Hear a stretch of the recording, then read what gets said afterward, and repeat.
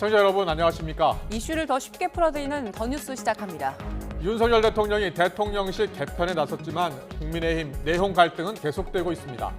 갤럽 조사에서 소폭 반등했지만 여전히 30%를 밑돌고 있는 윤 대통령 지지율에 미칠 영향, 그리고 민주당 경선 상황과 함께 짚어보겠습니다. 대남 정책을 총괄하고 있는 북한의 김여정 부부장이 윤석열 대통령에 대한 인신공격성 발언과 함께 담대한 구상 제안을 거부했습니다. 7차 핵실험에 대한 명분 쌓기란 분석 속에 김여정의 거칠어진 발언, 그 배경은 무엇인지 알아보겠습니다. 먼저 오늘의 주요 뉴스부터 전해드리겠습니다. 북한은 윤석열 대통령이 제안한 비핵화 로드맵, 담대한 구상은 어리석음에 극치라면서 거부 의사를 분명히 했습니다. 그제 발사한 순항미사일 발사 지점에 대해서도 우리 군의 분석이 틀렸다고 지적했습니다. 대통령실은 북한이 대통령의 실명을 거론하며 무례한 언사를 이어가는 데 대해 매우 유감이라며 자중하라고 경고했습니다. 우리 군은 북한이 순항미사일 발사 지점이 틀렸다고 지적한 데 대해서도 한미 정보당국의 평가엔 변동이 없다며 북측의 주장을 일축했습니다. 국회가 정기국회 의사 일정에 합의하고 10월 4일부터 24일까지 국정감사를 진행하기로 했습니다. 오는 30일에는 임시국회 본회의를 열고 민생 법안 등을 처리하는 데 여야가 뜻을 모았습니다. 검찰이 월석 원전 가동 중단에 청와대가 개입했다는 의혹에 대해 대통령 기록관을 압수수색했습니다. 정권 차원의 부당한 지시가 있었는지에 대한 윗선 수사를 본격화한 걸로 풀이됩니다.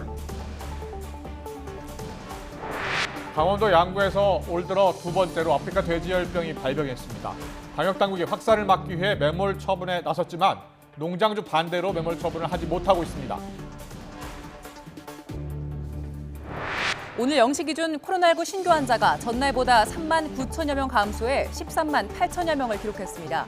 방역당국은 재유행 확산세가 아직 꺾이지 않았다며 신속한 진단과 표적 방역에 총력을 다하겠다고 밝혔습니다. 북한이 김여정 노동당 부부장 명의의 담화에서 우리 측이 제안한 비핵화 로드맵, 담대한 구상에 대해 사실상 거부 의사를 밝혔습니다. 그러면서 그제 발사한 순항미사일의 발사 지점에 대해서 우리 군의 분석이 틀렸다고 주장했습니다. 취재기자 연결해 알아보겠습니다. 홍주혜 기자. 네, 통일부입니다. 윤석열 대통령이 이틀 전 제안한 거죠. 100일 기자회견 때 담대한 구상 제안을 했는데 북한이 오늘 처음으로 공식 반응을 내놨죠? 예, 담대한 구상 지난 광복절 경축사에서 처음 구체화됐었는데요. 북한 김여정 노동당 부부장은 담화에서 윤석열 대통령이 최근 제안한 비핵화 로드맵, 담대한 구상을 강하게 비난했습니다. 김 부부장은 담대한 구상이 실현과 동떨어진 어리석음의 극치라고 폄훼한 뒤 10여 년 전 버림받은 이명박 정부의 비핵 개방 3천의 복사판에 불과하다고 깎아내렸습니다. 또 북한의 핵을 경제협력과 바꿔보겠다는 걸 보고 정말 천진스럽고 아직은 어리다고 느꼈다고 비꼬았습니다. 그러면서 담대한 구상이든 뭐든 앞으로 절대로 상대해주지 않을 거라고 주장했습니다. 김여정 부부장은 이어 남한 당국의 대북 정책을 평하기에 앞서 윤 대통령 자체가 싫다며 원색적인 비난도 쏟아냈습니다. 이에 대해 대통령실은 북한이 대통령의 실명을 거론하며 무례한 언사를 이어가고 지속적인 핵 개발 의사를 표명한 데 대해 매우 유감스럽게 생각한다고 밝혔습니다. 이어 이 같은 북한의 태도는 북한의 미래뿐만 아니라 한반도 평화와 번영에 결코 도움이 되지 않는다고 강조한 뒤 담대한 구상을 통해 북한 비핵화와 남북관계 발전을 추구한다는 입장에는 변화가 없으며 북한은 자중하고 심사숙고하라고 촉구했습니다. 북한이 그제 발사한 순항미사일의 발사 지점에 대해 우리 측 판단이 틀렸다는 주장도 했죠? 네, 김여정 부부장은 이례적으로 담화를 통해 그제 새벽 발사한 순항미사일의 발사 지점에 대해 언급했습니다. 김 부부장은 순항미사일 발사 지점은 우리 군이 공개한 평안남도 온천 일대가 아니라 평안남도 안주시의 금성다리였다고 주장했습니다. 그러면서 한미 사이의 긴밀한 공조를 입버릇처럼 외우던 사람들이 발사 시간과 지점을 제대로 밝히지 못하는지, 또 무기체계의 재원은 왜 공개하지 못하는지 참으로 궁금해진다고 비아냥댔습니다. 이어 재원과 비행 경로가 알려지면 남측이 매우 당황스러울 거라며 자기 국민 앞에 어떻게 변명해 나갈지 정말 기대할 만한 볼거리가 될 거라고 조롱했습니다. 그러나 우리 군은 한미 정보당국의 당시 평가 내용엔 현재까지 변동이 없다며 북한 측 주장을 일축했습니다. 또 김 부부장의 이 같은 주장을 한미 정보당국의 탐지자산 능력을 파악해보려는 시도로 평가하고 대응하지 않는다는 방침을 세운 것으로 전해졌습니다. 지금까지 통일부에서 YTN 홍주혜입니다. 권영세 통일부 장관은 담대한 구상을 원색적으로 비난한 것과 무례하고 품격 없는 표현으로 대통령을 비난한 것에 대해서 대단히 유감이라고 밝혔습니다. 직접 들어보겠습니다. 아주 무례하고 품격 없는 표현으로 우리 대통령을 비난하고 또 담대한 구상에 대해서는 왜곡해서 비판한 데 대해서는 대단히 유감스럽다는 말씀을 드립니다. 이런 일은 북한 자체로도 좋은 일이 아니고 또 한반도 평화를 위해서도 대단히 안 좋은 일이라는 점도 여러 차례 강조했듯이 이 남북 관계에 있어서는 인내심이 필요하니까 인내심을 가지고 계속 북한을 설득하고 또 한편으로 필요하다면 압박도 하고 해서 대화로 유도할 생각입니다. 미 국무부가 윤석열 대통령의 담대한 구상에 대한 북한의 긍정적 반응을 촉구하면서 한반도 비핵화는 점진적 과정이 될 것이라고 말했습니다. 그러면서 북한에 대한 인도적 지원은 제재 대상에서 면제할 수 있다는 입장도 밝혔습니다. 이종수 기자의 보도입니다.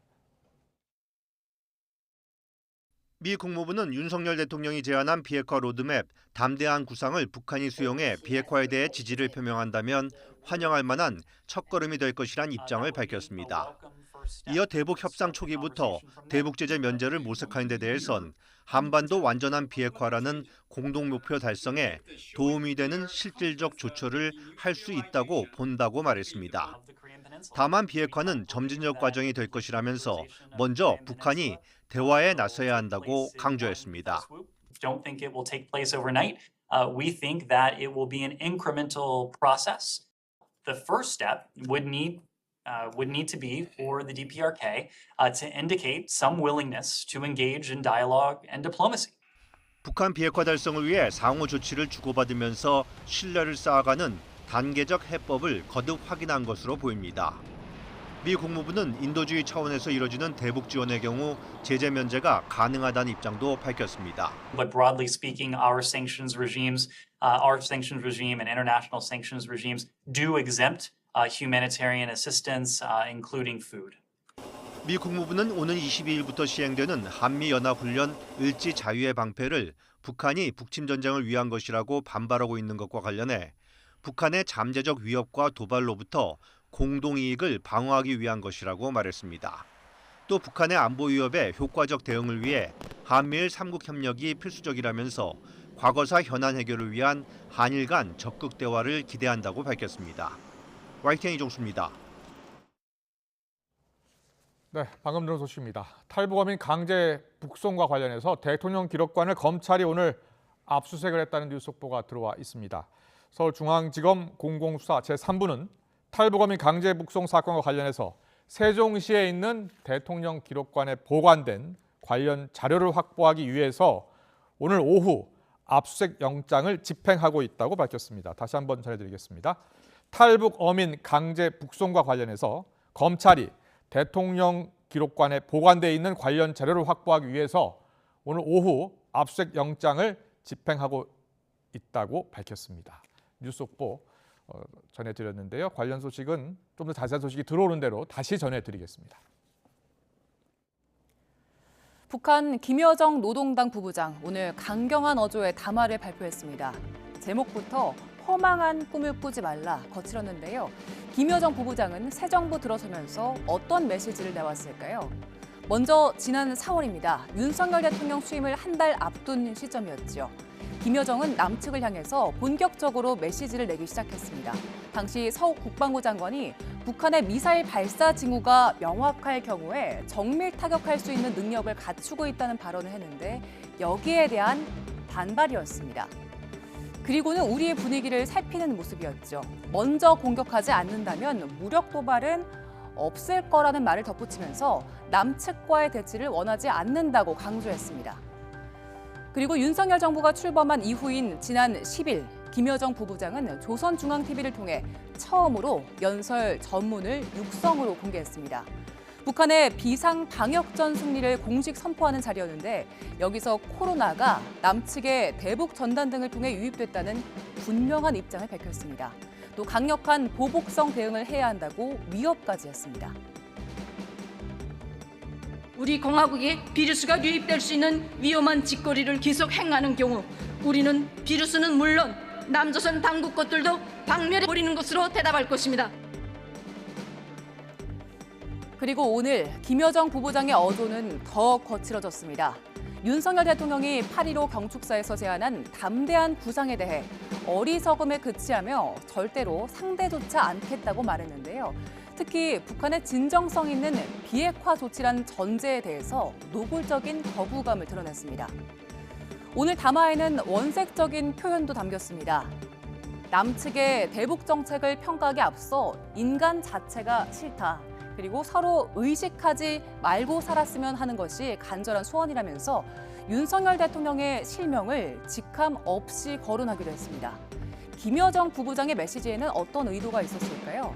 박지원 전 국가정보원장은 이런 평가를 내놨습니다. 김여정 부부장이 노동신문에 담화를 발표하는 것은 굉장히 이례적인 것 같습니다. 예. 그리고 즉각 반응을 하는 것을 보면은 또 다른 무엇을 준비하고 있지 않는가. 그래서 저는 핵실험이 다가오고 있지 않느냐. 이렇게 조심스럽게 추측을 해봅니다. 네, 북한 김여정 노동당 부부장. 자, 윤석열 대통령이 광복절 경축사에서 제안했죠. 담대한 구상. 이 구상에 대해서 거부 의사를 분명히 했습니다. 미사일 탐지 역량을 놓고는 우리 군을 조롱하기까지 했는데요. 관련해서 김열수 한국군사문제연구원 안보전략시장과 함께 좀 더 자세하게 짚어보겠습니다. 어서 오세요. 어서 오십시오. 안녕하세요. 안녕하십니까. 자, 김여정 노동당 부부장 상당히 거친 언사를 했습니다.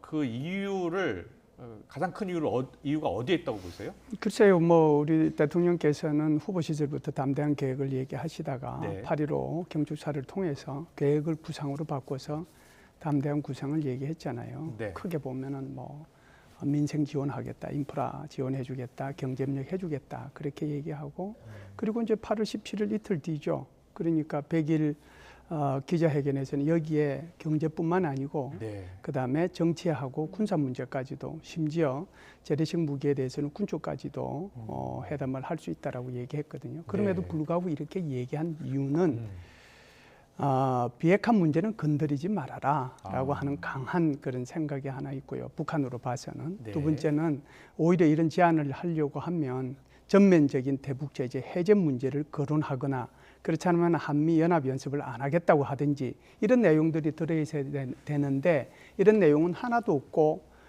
윤석열 정부가 제안한 걸 보니까 전부 다 과거에 이명박 정부가 얘기했던 비핵개방 3천의 2.0 버전 아니냐 이렇게 이제 비판을 한 것이라고 봐야죠. 그래서 이 전제 자체를 문제 삼았다는 거죠. 그렇죠. 협상의 대상이 아니다 이렇게 지금 못 박은 겁니까? 그렇죠. 협상의 대상이 아니다라고 이제 못을 박은 거죠. 절대로 이제 우리는 비핵화 그러니까 이렇게 얘기한 거잖아요. 우리의 국책이라고 얘기했어요. 핵이라고 하는 거. 핵이라고 하는 거하고 경제 협력이라고 하는 거 물건짝하고 바꾼다는 게 이게 말이 되느냐. 그러니까 경제 협력 정도를 물건짝 정도로 얘기하는 거거든요. 그러니까 앞으로 이런 일은 절대로 없을 것이다. 그러니까 상종도 안 하겠다라고 얘기하는 거죠. 그리고 오늘 그 담화를 보면 상당히 원색적인 표현들이 많이 들어가 있어요. 그리고 직함도 빼고 윤석열 이렇게 실명을 거론하기도 했잖아요. 네, 좀 전에 이제 그 우리 여자 앵커분께서 좀 전에 이제 보도하면서도 그 말씀을 하셨는데 8월 11일 날 전국 비상방역 그 총화회의할 때 김정은 위원장이 발언을 하고 난 뒤에 김여정 부부장이 제일 마지막에 어떻게 보면 토론 비슷하게 발언을 하면서 그때 굉장히 그 우리 한국을 향해서 엄청나게 비난을 많이 했거든요. 그 비난 속에 이렇게 얘기를 했어요. 좀 전에도 말씀을 하셨지만 남조선 당국 것들. 우리가 그냥 일반적으로 사람들하고 얘기할 때 이것들 저것들 이렇게 얘기하잖아요. 그런데 이제 오늘 그 노동신문에 실린 담화를 보면은 거기서 한 발 더 나갔어요. 우리가 아주 어떤 사람을 이제 그 폄훼하거나 욕을 하거나 그럴 때 이 인간 저 인간 이렇게 얘기한단 말이죠.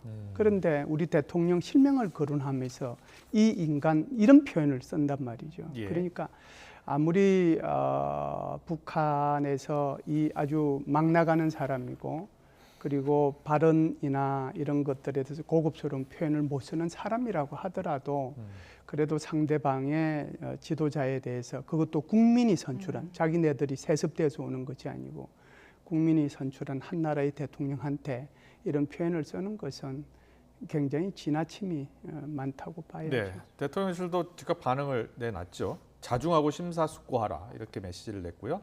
우리 담대한 구상 입장에 변화가 없다라고 덧붙였습니다. 대통령실의 이 입장 발표 대응은 어떻게 보세요? 저는 뭐 대통령실도 그렇고요. 통일부 장관도 뭐 오늘 뭐 국회에서 누가 뭐 물어보니까 예. 답변을 하고 했던데요. 네, 제가 네. 볼 때는 이런 생각을 합니다. 거기에 직책이 부부장이잖아요. 그 남매가 어떻든 관계없이 공식적인 직책은 부부장인데 부부장이니까 우리로 치면 차관급이죠. 네, 그 정도 되는 거죠. 그러면은 거기에 대한 답변은 누가 해야 되느냐 하면 차관급 정도에서 하면 돼요. 네. 그래서 통일부 대변인이 나서서 아. 아주 엄중한 표현으로 그 표현을 했으면 좋지 않겠느냐라고 생각을 하는데요. 그 이유는 저는 이렇게 봅니다. 북한은 부부장 정도가 얘기를 했는데 우리는 통일부 장관이 나서고 우리는 대통령실이 나서고 있거든요. 예. 저는 이것은 아. 급이 안 맞고 격이 안 맞다라고 생각합니다. 오히려 북한의 김여정 부부장이 저렇게 얘기하면 우리는 그보다 더 급이 낮은 상태에서 조금 강한 표현을 써서 사용하는 것이 저는 낫다라고 보고요. 여기에 지금 김정은 위원장은 완전히 빠져 있잖아요. 김정은 위원장이 주로 등장할 때는 대화 국면에 들어갔을 때 그때 보통 김정은 위원장이 등장을 하고 그 전에 공격성 발언은 주로 김여정 부부장이 하더라고요. 지금 좋은 말씀을 하셨는데요. 가끔씩 역할 분담을 하긴 해요. 예. 최근에는 이제 그것도 없어서 그러긴 아, 한데 근데 어찌됐든 오늘 같은 경우에는 김정은은 빠지고 김여정이 전면에 나서가지고 얘기를 했는데 이걸 가지고 우리 대통령실이나 또는 통일부 장관이 나서서 여기서 뭐 굉장히 그 신중한 표현을 하고 또 용어를 선별해서 썼다고 하더라도 저는 그것은 바람직하지 않다고 생각을 그렇군요. 해요. 예. 지금 보면 발언 수위가 계속해서 높아지고 있잖아요. 네네. 그 이유는 어디 있다고 보십니까? 전반적으로 보면 이 3월 10일 날 그러니까 대통령 선거가 끝나고 나서 북한은 그러니까 윤석열 정부를 미래 권력에 대해서 예. 계속해서 이제 말을 해왔거든요. 그래서 이제 4월 달에도 남조선 것들 썰어버리겠다라고 얘기를 한 거고요. 4월 25일 날 김정은 위원장은 소위 말하는 북한 빨치산 그 창설 90주년 그 기념식에 나가서 대적 투쟁을 하겠다. 대남이 아니고요. 대적 투쟁을 하겠다. 그래서 강대강 그리고 정면 승부를 걸겠다라고 얘기를 한 거고요. 7월 27일 날 우리로 하면은 종전 선언일이잖아요. 예. 북한으로 보면은 이걸 뭐 성전 기념일 이런 식으로 표현을 하는데 그때도 뭐 김정은이 뭐 남조선 썰어버리겠다고 얘기를 했고 좀 전에도 이제 말씀을 드렸지만 김여정이는 또 8월 11일 날 북한 전체의 그런 총화의 토론자로 나서가지고 뭐 남한 당국 것들 뭐 그래서 비루스만 박멸 하는 것이 아니라 남한 당국 것들도 예. 박멸 하겠다라고 얘기하거든요. 그리고 이제 오늘 이 담화를 보면 그 수위가 올라가고 있잖아요. 이건 근본적으로 3월 10일 이후에 미래 권력, 지금은 이제 현재 권력이 됐지만 그 미래 권력을 염두에 두고 계속해서 강대강으로 나가겠다라고 하는 그런 의미인데요. 계속해서 압박을 가함으로써 지금 현재 윤석열 정부를 길들이겠다라고 하는 강한 생각을 갖고 있는 것이죠. 네. 앞서 저희가 박지원 전 국정원장 인터뷰 내용을 전해드렸는데 박정국 국정원장은 북한이 7차 핵실험을 좀 하려고 하고 있는 것 아니냐, 명분 쌓기 하는 것 아니냐 이런 취지로 이야기했거든요. 네. 그런 분석에 대해서는 어떻게 보세요? 저는 뭐 한 달 전에 그분이 그 말씀을 하셨어도 그건 여전히 현실성이 있다라고 보고요. 예. 2달 있다가 얘기해도 여전히 현실성이 있다라고 보고든요. 그 말의 언제든지 의미는 7차 핵실험을 감행할 것이다. 그렇죠. 언제든지 그것은 가능하다라고 하는 건데요. 네. 그게 이제 이분께서 말씀하신 것은 아무래도 지금 김여정이 발언한 내용 그리고 그것이 항상 보면은 이것이 이제 노동신문에는 실리지 않았거든요. 네. 그러니까 노동신문에 이제 이걸 통해서 이렇게 발언을 했다라고 하는 것은 북한 주민들한테 뭔가 우리가 어떤 행동을 하더라도 이런 전제하에 우리가 행동하기 때문에 이걸 미리 경고해 주는 거거든요. 그렇군요. 예. 그런 의미가 있기 때문에 가능성은 있다라고 보는데요. 한편으로 생각하면 10월 달 지금 중국의 제20차 당대회 있잖아요. 시진핑의 대관식이 열리는데 지금까지도 참아왔는데 지금 그걸 하기에는 여러 가지로 좀 벅찬 면이 있지 않느냐 이런 생각을 합니다. 그렇게 볼 수도 있겠네요. 예. 한마디만 더 말씀을 드리면 이런 생각은 해요. 뭐 제가 개인적으로는 박지원 의원님 옛날 그분 개인적으로는 좋아하지만 그래도 한국가의 정부 수장이신 분은 굉장히 말조심, 언행조심 이런 것을 좀 하는 것이 좋겠다는 그런 개인적인 저희가 생각을 가끔 합니다. 이제 북한 평양 시내 화면 보여드리는데 보면 이 노동신문을 주민들이 많이 보잖아요. 그렇죠. 그러니까 이 담화를 노동신문에 실었다는 것은 주민들 보고 한번 네. 봐라. 네. 그리고 이렇게 우리가 남한에 이렇게 대응하고 있다 이런 것을 네. 보여주려는 의도가 있다는 거 아닙니까? 그 의도가 이제 우리가 앞으로 그렇게 할 것이다라고 네. 하는 것을 주민들한테 미리 이렇게 알려주는 그렇군요. 그런 의미가 있다라고 봐야죠. 그래서 알겠습니다. 이번 훈련 기간 동안에 북한에 도발할 가능성이 있다라고 봐야죠. 예. 그리고 또 하나 눈에 띄는 게 이번에 그 순항미사일 발사한 것에 네, 대해서 네, 평안남도 온천이 아니라 네, 안주에서 했다라고 바로 잡았거든요. 네, 네. 이것도 굉장히 이례적이었죠. 뭐 이례적이지는 않아요. 왜 그러냐 하면 북한이 특히 이제 2017년부터 워낙 북한이 이게 중거리 미사일, 장거리 미사일을 많이 발사했기 때문에 그 미사일 발사하면은 통상 일시, 장소, 비행거리, 비행시간, 고도 주로 이 5가지의 정보에 대해서 얘기를 이렇게 노동신문을 통해서 밝혔어요.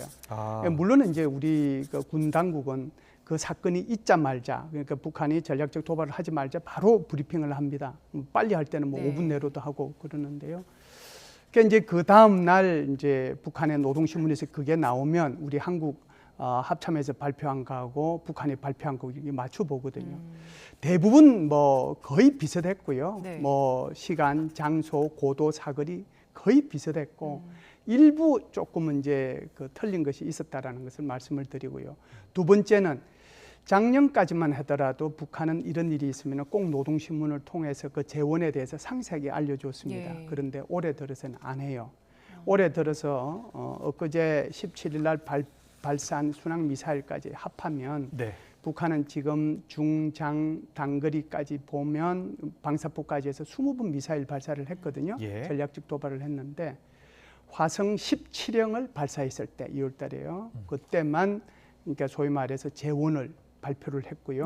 나머지 것들에 대해서는 일부러 얘기를 안 하고 있어요. 그러니까 당연히 한국 정부도 여기에 대해서 얘기를 안 하죠. 정보가 계속 노출이 되니까. 그런데 지금 말씀하신 것이 굉장히 중요한데 지금 하나는 금성이고 하나는 어디예요? 하나는 금성에서 쐈다고 우리는 얘기를 했고 북한은 그게 금성이 아니고 어디라고 해서 온천 참 죄송합니다. 온천이고 하나는요? 안성시. 아니요. 안주. 안주시.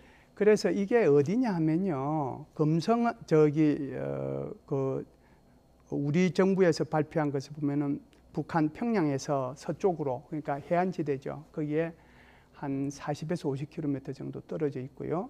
그다음에 지금 북한에서 얘기한 것은 한 7, 80km 떨어져 있습니다. 그런데요. 우리가 이 순항 미사일 같은 경우에는 발사 지점 그다음에 이거 추적하는 게 굉장히 어렵습니다. 왜 그러냐면 탄도 미사일은 올라갔다가 내려오잖아요. 그래서 레이더를 가지고 있으면은 레이더를 통해 가지고 이걸 금방 잡아내거든요. 그런데 순항 미사일은 아주 낮은 대기권으로 이렇게 움직여요. 그리고 이제 그 높낮이 산을 이렇게 피해서 이렇게 마음대로 갈 수 있도록 미리 좌표를 다 넣어가지고 움직이기 때문에 레이더가 탐지 못할 수도 있겠군요. 레이더가 탐지 못할 수도 있죠. 그럼에도 불구하고 제가 볼 때는 북한이 발표한 지점하고 우리 한국 정부가 발표한 우리 한국 합참이 발표한 지점하고 거리 차이가 한 70km 플러스 마이너스 되더라고요. 제가 지도를 다 확인했어요. 그런데 아무리 순항 미사일이라고 하더라도 우리 한국 합참이 또는 한미 정보 당국이 70km 정도 떨어지는 것을 이거 오차 낼 리는 저는 없다라고 봅니다. 그리고 김여정이가 특히 자신 있게 얘기한 것은 네 사거리 재원 다 한번 발표해봐라. 발표하면 우리가 내는 거 보면 깜짝 놀랄 거다라고 하는데 제가 볼 때는 고도의 심리전액이 깔려 있고요. 그리고 그것을 추정하는 데는 한계가 있다는 것을 김여정 스스로도 알고 있다는 것을 얘기하는 겁니다. 네, 알겠습니다. 담대한 구상 일단 제안을 거부했는데요. 김여정 부부장의 의도까지 짚어봤습니다. 김열수 한국군사문제연구원 안보전략실장과 함께했습니다. 잘 들었습니다. 감사합니다.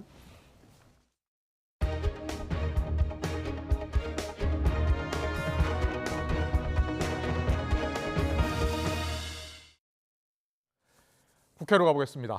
국민의힘은 비대위 체제가 출범한 직후부터 차기 당권을 둘러싼 물밑 신경전이 본격화하고 있습니다.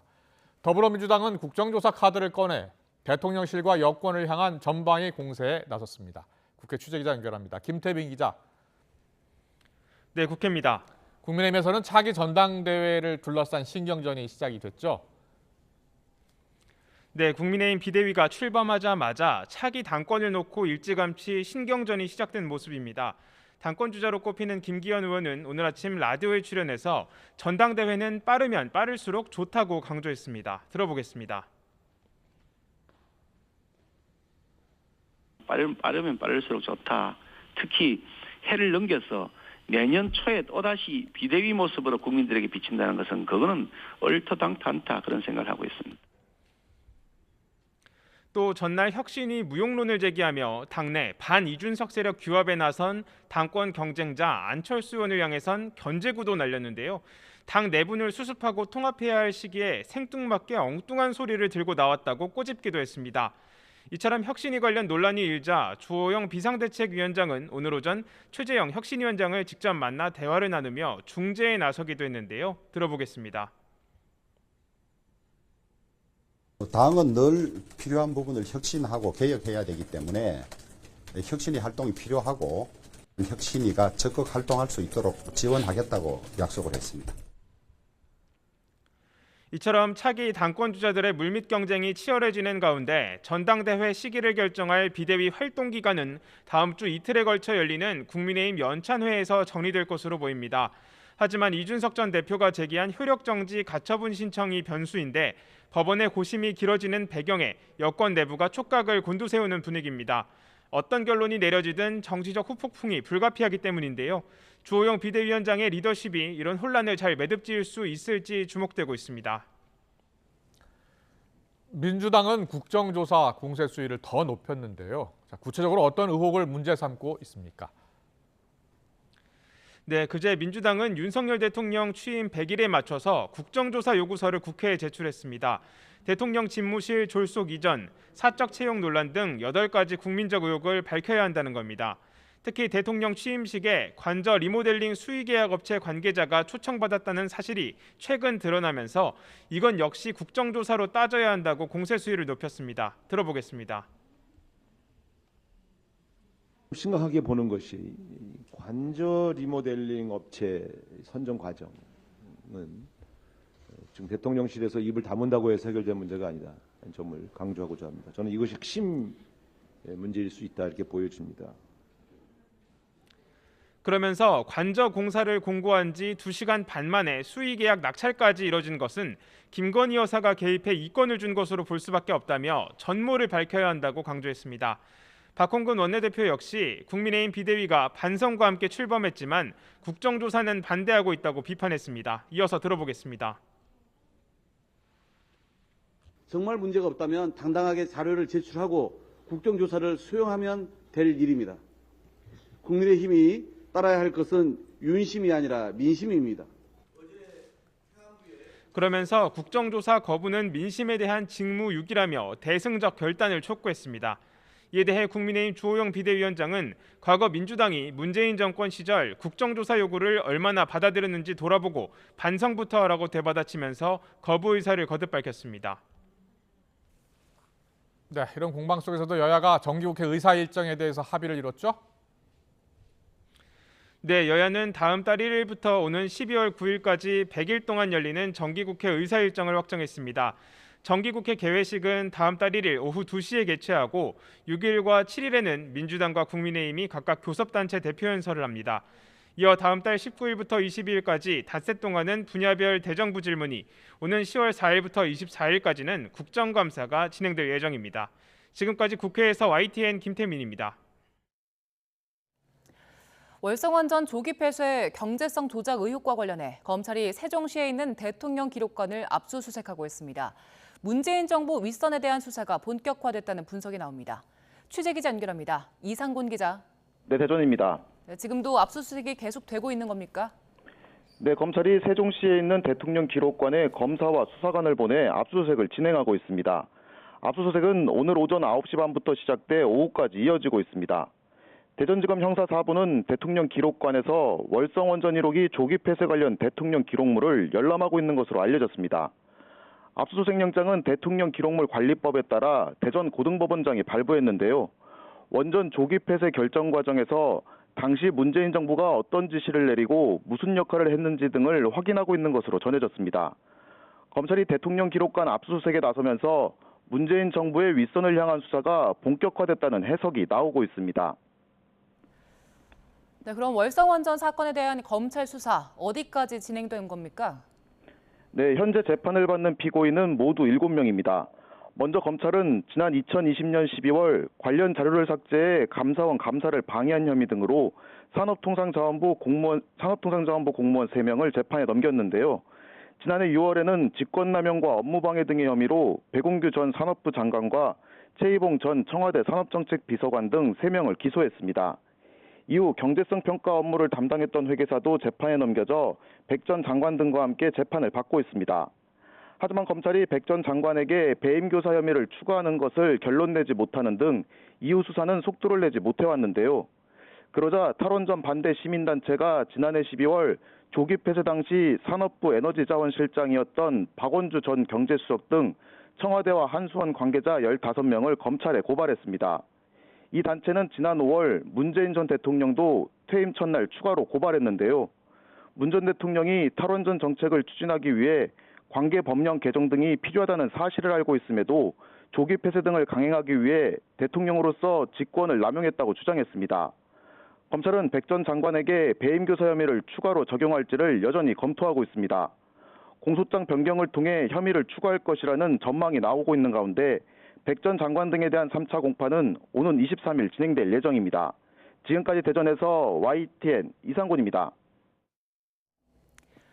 화물연대 하이트진로 지부 조합원들이 고유가에 따른 운송료 인상 등을 요구하며 단체 행동에 돌입한 지 오늘로 꼭 100일째입니다. 지난 화요일부터는 강남에 있는 하이트진로 본사를 점거해서 나흘째 농성을 이어가고 있습니다. 오늘도 노사 간 협상이 진행됐는데 이견을 좁히지 못했습니다. 현장에 나가 있는 취재기자 연결합니다. 김태원 기자. 네, 서울 청담동 하이트진로 본사 앞에 나와 있습니다. 네, 오늘도 협상이 열렸는데 빈손으로 마무리됐다고요? 네, 오늘 오전 11시부터 노사는 15차 협상에 돌입을 했는데 이견차를 좁히지 못해 2시간 만에 종료됐습니다. 바로 이곳 건물 옥상에는 화물연대 하이트진로 지부 조합원 10명이 고공농성을 벌이고 있고 1층 로비와 정문까지 합치면 모두 조합원 100명이 농성을 벌이고 있습니다. 노조원들이 파업에 들어간 지 오늘로 100일째를 맞는데요. 노조는 유가 상승에 따라 운송료를 현실화해달라며 사측에 30% 인상 등을 요구해왔습니다. 조합원들이 직접 운송 계약을 맺은 회사는 하이트진로가 100% 지분을 소유한 하청업체 수양물류입니다. 하지만 10차례 넘는 협상에도 해결의 기미가 보이지 않자 노조는 원청인 하이트진로가 직접 협상을 해결해야 한다고 촉구하고 있습니다. 직접 들어보시겠습니다. 선배소, 가압류, 철회와 그리고 해고자들 원복지 그리고 저희 운송사들, 운송기사님들의 운송료 조금 올려주는 거 그게 다거든요. 책임자를 굳이 꼭 세워야 되겠다는 사측의 입장 그 부분이 가장 좀 힘든 부분이 있습니다. 하이트진로는 운송계약 당사자가 아니라 협상에 직접 개입할 수는 없다는 입장인데요. 조합원들이 이천 등 하이트진로 공장 3곳을 점거한 데 대해서는 27억 원 상당의 손해배상도 청구한 상태입니다. 여기에 수양물류 측도 조합원 130명에 대해 사실상 계약 해지를 통보하면서 양측 협상은 더욱 난항을 겪고 있습니다. 네, 지금 정부는 사실상 상황을 관망하고만 있는데 직접 중재에 나설 수는 없는 겁니까? 네, 주무부처인 고용노동부는 노동자들이 속한 화물연대가 법정 노조가 아닌 만큼 섣불리 직접 개입할 수 없다는 입장입니다. 화물기사는 개별 사업자 자격으로 계약을 맺고 일하는 특수고용직이라서 노조법이 보호하는 대상이 아니라는 게 정부의 설명입니다. 본사 점거 농성이 이어지자 하이트진로는 그제 노조원들을 건조물 침입 등 5개 혐의로 고소하기도 했는데요. 내일도 노사는 일단 협상을 이어간다는 계획이지만 사태가 길어지게 된다면 경찰이 강제 해산에 나설 수 있는 상황이어서 현장엔 긴장감이 맴돌고 있습니다. 지금까지 서울 청담동에서 YTN 김태원입니다. YTN이 단독 보도한 초대 경찰국장 김순호의 밀고 특채 의혹과 관련해서 이상민 행정안전부 장관이 교체를 검토해보겠다고 했습니다. 어제 저녁 국회 업무 보고 때 밝힌 내용인데 앞서 야당 의원들의 김 국장 교체 요구를 일축했던 것과는 비교되는 것이어서 주목됩니다. 이준혁 기자의 보도입니다. 33년 전 노동운동 동료들을 밀고하고 경찰에 특채됐다는 의혹을 받는 초대 행정안전부 김순호 경찰국장. 김 국장의 이른바 밀정 의혹에 대한 야당 의원들의 교체 공세가 계속되자 이상민 장관이 교체 검토를 밝혔습니다. 김순호 국장을 경찰국장을 시켜야 하는가 심각하게 한번 거치를 논의해 보실 생각 없습니까? 예, 한번 검토해 보겠습니다. 앞서 이 장관은 김 국장의 과거 의혹에 대해 전혀 몰랐다며 김 국장 관련 의문이 합리적인지를 살펴봐야 한다고 밝혔습니다. 이랬던 이 장관이 국회 업무보고 내내 야당 의원들의 공세가 이어지자 한 발짝 물러선 입장을 보인 겁니다. 반면 여당 의원들은 김 국장의 경무관 승진 때 문재인 전 정부가 검증했다며 인노회 탈퇴 이후에 인노회의 이적 활동에 회의를 느껴 탈퇴한 뒤 경찰이 됐을 뿐이라고 옹호했습니다. 북한의 대남 혁명론을 똑같이 주장하는 사람이나 단체가 있다면 경찰은 그거 수사해야 되는 거 아닙니까? 이때껏 김 국장은 자신에 대한 억측에 대해 좋지 않은 의도가 있다며 관련 의혹들을 부인했습니다. 그랬던 김 국장 역시 자리에 연연하지는 않겠다고 거듭 밝혔습니다. 김순호 국장이 스스로 거취 문제를 결단해야 된다라고 생각하는데 한번 고민해 보시겠습니까? 아까도 말씀을 드렸는데요. 자리에 연연하지는 않겠다 이런 말씀을 드린 바 있습니다. 일단 이 장관이 강경한 입장에서 교체의 여지를 남긴 만큼 어떤 결단이 이어질지 주목됩니다. YTN 이준엽입니다. 공직선거법 위반 혐의를 받은 박형준 부산시장이 1심에서 무죄를 선고받았습니다. 부산지방법원 형사 6부는 지난해 4월 7일 지방선거 당시에 허위 사실을 공표했다면서 검찰이 공직선거법 위반 혐의로 재판에 넘긴 박 시장에 대해서 무죄를 선고했습니다. 2009년 이명박 정부 당시 청와대 홍보기획관으로 일한 박 시장은 국정원이 작성한 4대 사찰 문건에 자신이 관여했다는 보도가 지난해 선거운동 과정에서 나오자 그런 사실이 없다고 부인하면서 공직선거법상 허위사실 공표 혐의를 받았습니다. 조국 전 법무부 장관 부부의 자녀 입시 비리 의혹 사건 재판이 정경심 전 동양대 교수의 건강 문제로 일찍 끝났습니다. 서울중앙지방법원은 오늘 검찰 측 증거 설명 절차를 진행하지 않고 조 전 장관 부부의 공판을 40분 만에 끝냈습니다. 재판 시작에 앞서 정 전 교수 측은 형 집행정지 신청이 받아들여지지 않았다며 현재 디스크 파열 등으로 온종일 재판이 어려운 상태라고 설명했습니다. 조국 전 법무부 장관은 아내 정경심 전 동양대 교수의 형 집행정지 신청이 불허된 것과 관련해서 아무런 입장을 밝히지 않았습니다. 조 전 장관은 서울중앙지방법원에서 열린 업무 방해 등의 혐의 재판에 출석했지만 형 집행정지 불허에 대한 입장이나 정 전 교수의 건강 상태 등을 묻는 취재진의 질문에 답변 없이 법정으로 향했습니다. 강원도 양구군 돼지 농장에서 아프리카 돼지열병이 발생한 가운데 해당 농장주의 반대로 매몰 처분 등 방역 작업이 미뤄지고 있습니다. 강원도 양구군은 오늘 오전 아프리카 돼지열병이 발생한 농가를 방문해서 사육돼지 전부를 매몰 처분할 계획이었지만 농장주가 작업 차량 진입을 막고 있어 작업이 지연되고 있다고 밝혔습니다. 해당 농장주는 돼지 재입식에 대한 확답과 손실비용 보상 등을 요구하는 걸로 알려졌습니다.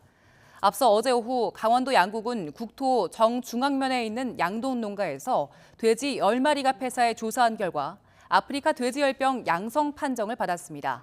이에 따라 정부는 해당 농가 사육돼지 5,600여 마리를 매몰 처분하기로 했고 강원 지역 돼지 농장과 도축장 등 관련 시설에 대한 48시간 일시 이동 중지 명령을 내렸습니다.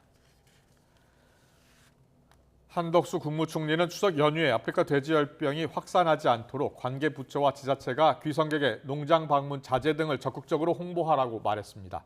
한 총리는 오늘 오전 정부 서울청사에서 주재한 아프리카 돼지열병 방역 상황 점검 회의에서 철저한 방역 관리가 필요하다면서 이같이 말했습니다. 인터넷으로 물건을 주문할 때 제주도 같은 섬 지역은 비행기나 배 이송 비용을 추가로 내야 합니다. 만약 다리나 터널로 육지와 연결된 연륙도의 경우라면 굳이 추가 배송비를 낼 필요가 없겠죠. 하지만 법규 미비로 인해서 연륙도 주민들은 추가 배송 비용을 부담시키는 관행이 사라지지 않고 있습니다. 양동훈 기자입니다. 충남 보령시 원산도에 사는 김석환 씨는 택배를 받을 때마다 섬 밖으로 나갑니다. 섬 지역이라고 내는 추가 배송비가 부담스러워 섬 바깥에 주문해둔 뒤 직접 가지러 가는 겁니다. 많은 액수의 배송료를 내다 보니까 이제 내가 아는 지인분들에게 그 주소지를 좀 이렇게 얘기를 해놓고 부탁을 해놓는 거죠. 이상한 건 원산도는 원산 안면대교와 보령 해저터널을 통해 육지와 연결된 연육도인데도 택배 회사들이 계속 추가 배송비를 받고 있다는 겁니다. 지난해 말 보령 해저터널이 개통되면서 육지에서 원산도까지는 차로 10분 안에 갈 수 있게 됐습니다. 인터넷 쇼핑몰에서 직접 물건을 주문해봤습니다.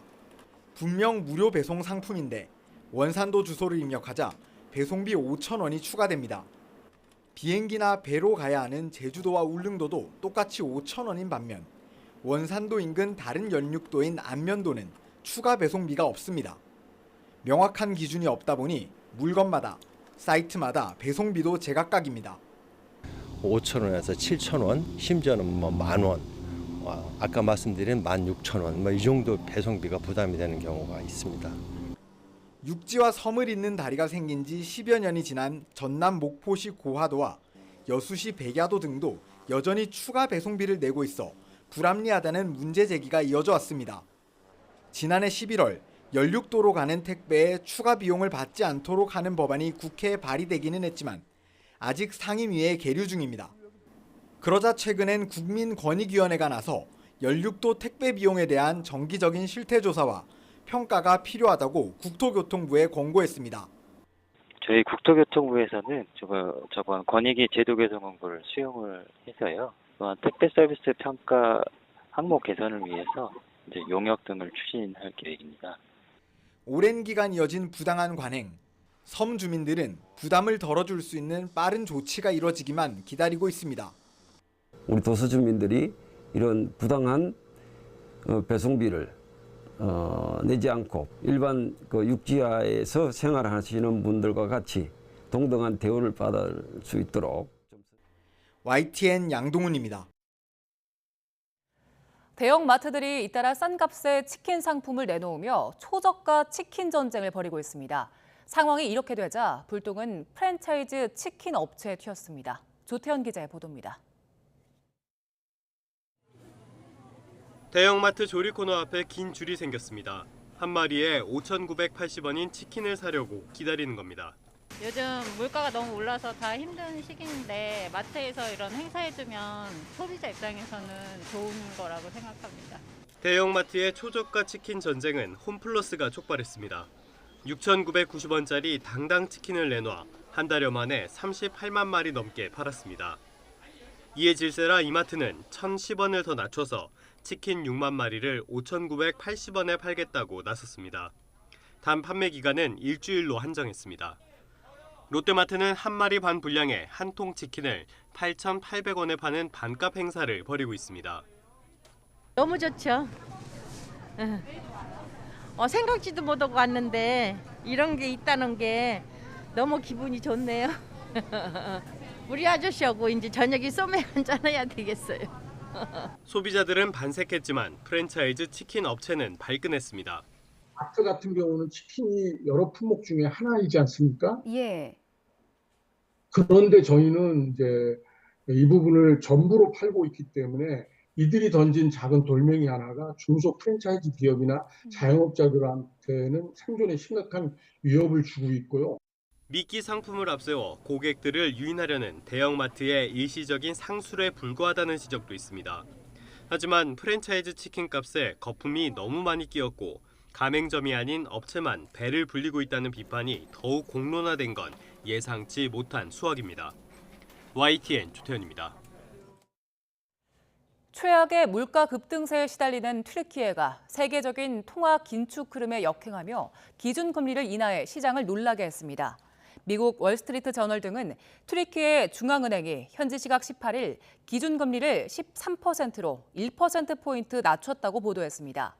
튀르키예 소비자 물가는 지난달에 1년 전 같은 달보다 79.6% 올라 24년 만에 최고치를 기록해 OECD 회원국 평균 물가 상승률이 10%인 것과 비교하면 살인적인 물가 상황이라고 할 수 있습니다.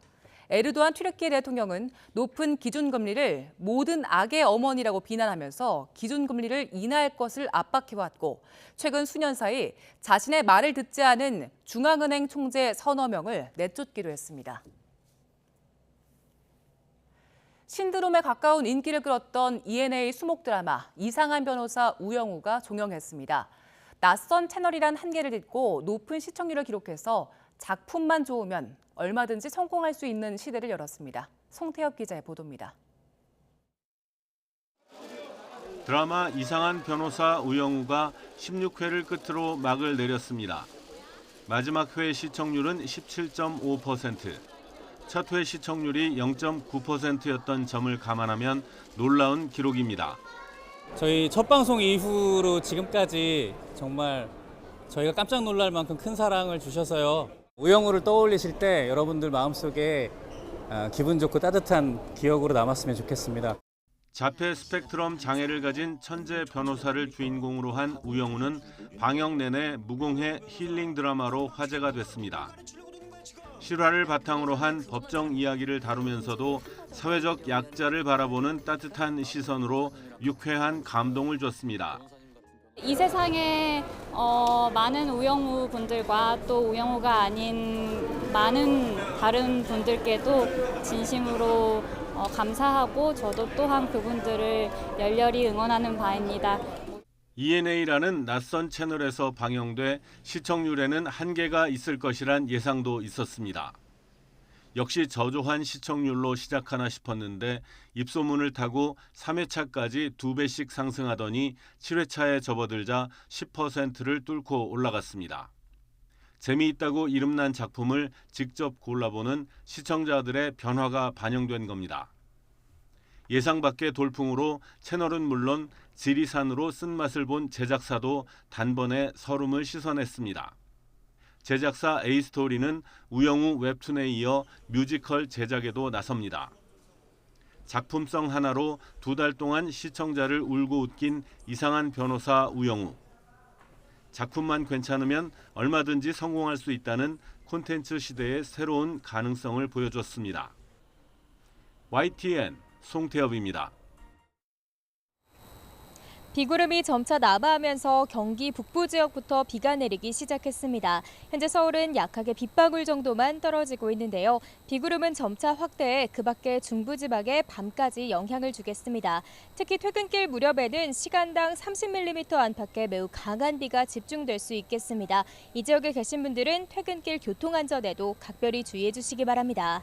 자세한 레이더 화면부터 살펴보겠습니다. 현재 붉은색으로 표시된 강한 비구름이 북서쪽에서 점차 남하하고 있습니다. 이 때문에 경기 김포와 파주, 인천, 강화에는 매우 강한 비가 내릴 것으로 예상돼 호우주의보가 내려졌는데요. 이 비구름은 점차 중부지방으로 확대하겠고 밤까지 중부와 경북 북부 지역에 순차적으로 비를 뿌리겠습니다.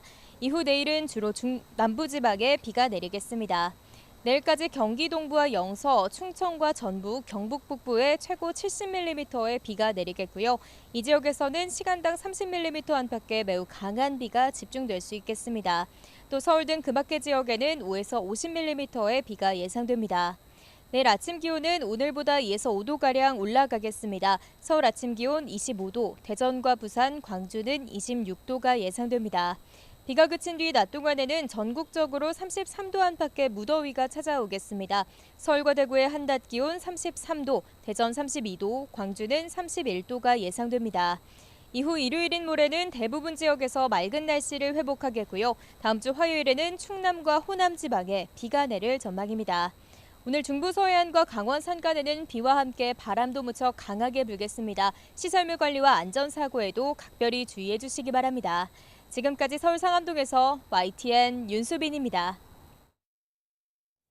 윤석열 대통령이 대통령실 개편에 나섰지만 국민의힘 내홍 갈등 계속되고 있습니다. 윤 대통령의 지지율은 갤럽 조사에서 소폭 반등했는데요. 여전히 30%를 밑돌고 있습니다. 네, 그리고 민주당 경선 상황도 여야 의원과 함께 짚어보겠습니다. 잠시 뒤 더 뉴스 2부에서 뵙겠습니다.